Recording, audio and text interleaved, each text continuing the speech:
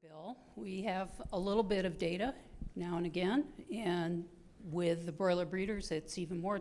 Do it? Yeah. So one of the things that's important to bear in mind is that, and when I talk to my students and actually more to the public, there are really two kinds of chickens in the world. There are layer types and there are broiler types. And when you look at the hens, you have a really different situation.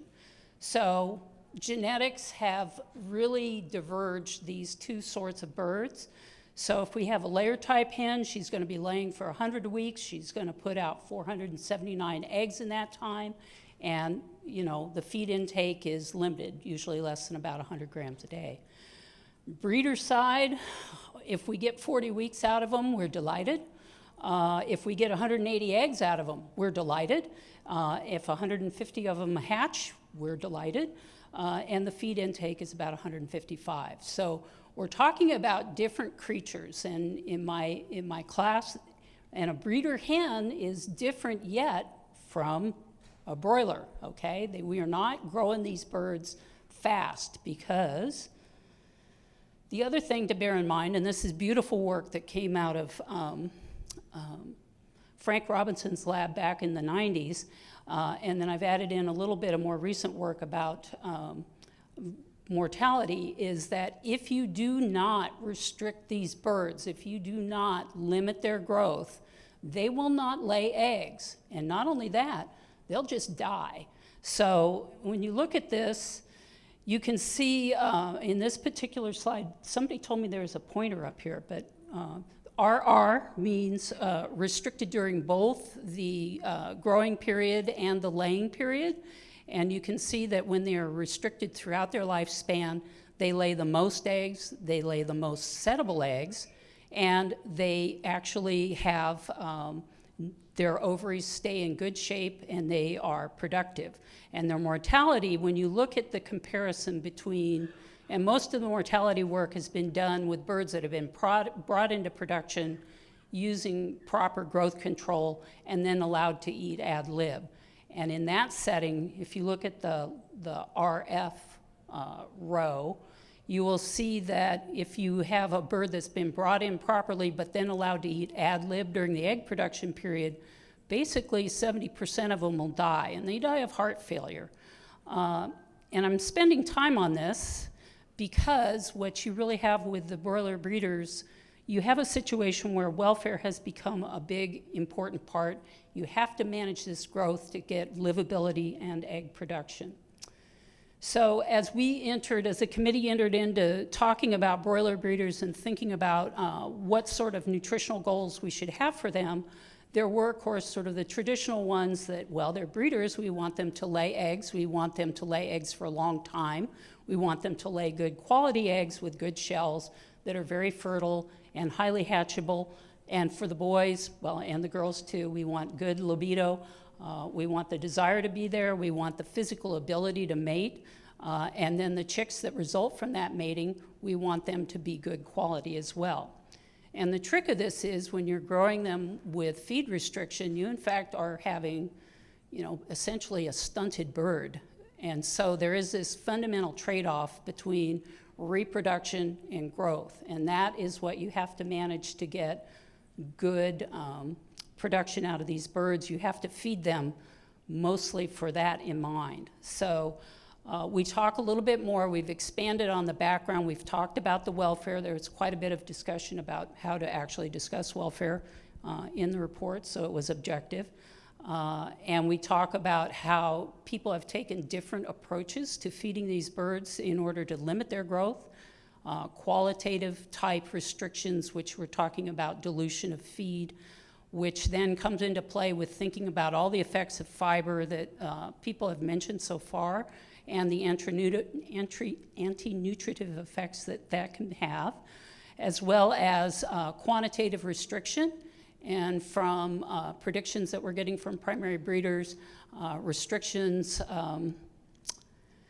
birds are only going to grow faster and faster, which means you're going to have to control their growth more and more. So it's going to be an area that really has to get looked at. So in terms of welfare then, you have two issues really with these broiler breeders. You have their physical welfare, keeping them alive, keeping them healthy, keeping them interested in breeding, and then you have behavioral. And so that's the other side of looking at these sorts of things. So we were looking for papers with all of this in mind. And in fact, we came up with recommendations. We divided pullets into 3 different phases: starter, grower, developer.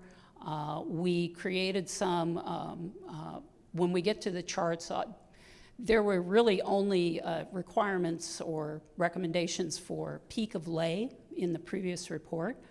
But pullets now, because largely of the yeoman's job that Bill did, I mean, he really busted his hump on this, amino acids and total protein and linoleate recommendations for starter, grower, developer, as well as vitamin and mineral recommendations, although for this part we're using basically the broiler recommendations, working from the assumption that if vitamins and minerals are adequate for growth of fast-growing broilers, they should be okay for growth-limited breeders.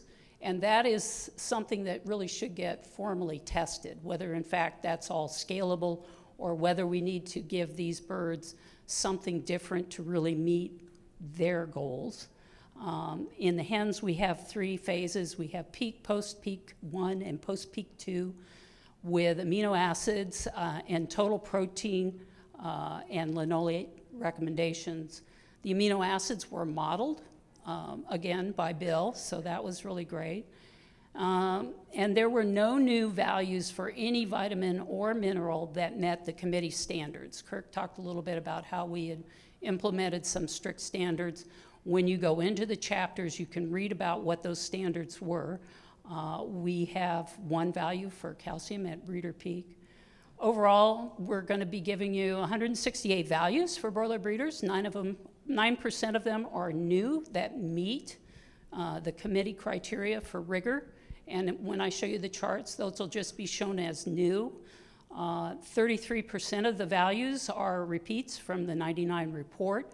There's no new information available. The literature is quite sparse. And so those are just shown as numbers because you guys already have that number.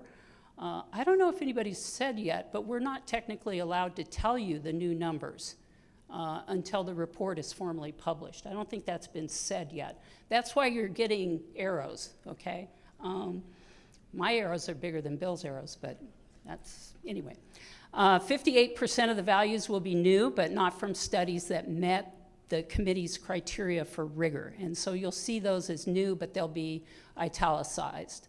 And, you know, Mike talked a little bit about this, that in some cases, the values are there, but it's more, they're in the ballpark, but we just need more rigorous type data. So let's look first at, for females on the amino acids, which really, this is really where Bill did a tremendous amount of work. And you can see that for all of the starter, grower, and developer and onset of lay to peak, they are all new. We still have some big gaps in phenylalanine, tyrosine, as well as valine, so we need some continuing amino acid work. The middle column is the 1994. These are breeder peak requirements. This is milligrams per day. And so what I'm showing you then on the breeder 1, breeder 2, breeder 3, these are relative to those 1994 values, whether they're up or down or equivalent. And you can see that we have a variety of changes, and one of the things that's interesting is that some of them are up for breeder 1, breeder 2, but then drop at breeder 3. So there is quite a bit of, these are all modeled, and so it'll be interesting to see how well they really fit with real-life data. Okay, so here we are with minerals for females. And again, if it's a number, it's from 94. If it's bold and italic, it's not It's not rigorous. If it's new and italic, it's also not rigorous. And if it's just straight up says new, then it's a good number. And you'll get to see it when the report is published. And you can see that we do have a number of new additions, particularly in trace minerals, and that was due to good effort from Kirk on that, and put those together. And you can see that we had very few starting out, and they were, again, just for breeder peak. Vitamins and lipids, really there hasn't been much work done on lipids, and so it's 1% linoleate across the board. And I think that's an area where we can really do substantially more work. There is quite a bit of literature about controlling the growth curve of these birds and where exactly do we need to perhaps change what their intake is to put on enough fat so they actually can lay eggs going from transition. And so how much fat to add is going to be something that people should probably look at, as well as, and perhaps more importantly, the type of fat that gets added. Again, you can see we have a few new values for vitamins over in the breeder section. They are, none of them really meet our requirement. Previously, we had biotin, and that was it. So we have some new guesses for you to work with. More than guesses, but. Okay, and here we are with the males. And so you can see very little work on males. Anything you can do for the boys, they're gonna appreciate it, okay? We really had no changes in anything, and you can see all the gaps, amino acids, and again, because these are breeders, one of the things you have to think about is what are we doing to them in their juvenile period that makes them most competent to breed in their adult period? And I think that that perspective needs to be brought in and needs to be incorporated into future experiments, in part because one of the really frightening things that is going on is looking at hatchability over the past few decades and where we are now. And hatchability of broiler breeder eggs has really dropped. And is that because of the types of things that Dr. Kidd talked about this morning and that others in this symposium have talked about, where do we need to look at hour by hour feeding? Do we need to change these requirements in the juvenile period so that in the adult period they're actually performing the way they need to perform?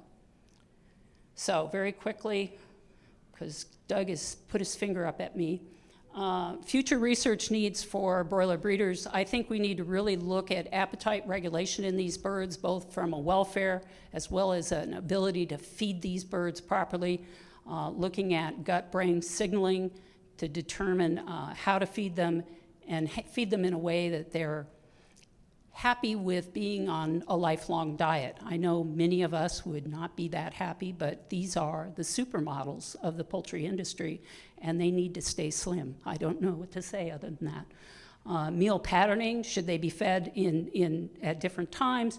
What are the impacts of these fibers and prebiotics that are being fed as far as the availability of the nutrients to the birds, since they are being fed extremely limited amounts of food?